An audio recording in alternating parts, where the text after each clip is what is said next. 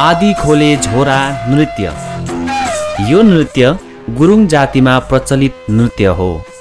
विशेष गरी गुरुङ जातिको मौलिक नृत्य घाटु नृत्यको समापनपछि झोरा नृत्य नाचेर रमाइलो गरिने चलन स्याङ्जा जिल्लाको आदि खोला सेरोफेरोमा दबादी पाइन्छ। चाहे सती घाटु होस् चाहे 12 मासे घाटु, सबै खालको घाटु नाचपछि अन्तिम दिनमा यो नाच नाच्ने गरेको पाइन्छ। कास्की, तनहु, लमजुङ, गोर्खा लगायत तमु बाहुल्य जिल्लाहरूमा यो नाच प्रचलित छ। स्वीकार्नुहोस् आदि खोले झोरा नृत्य।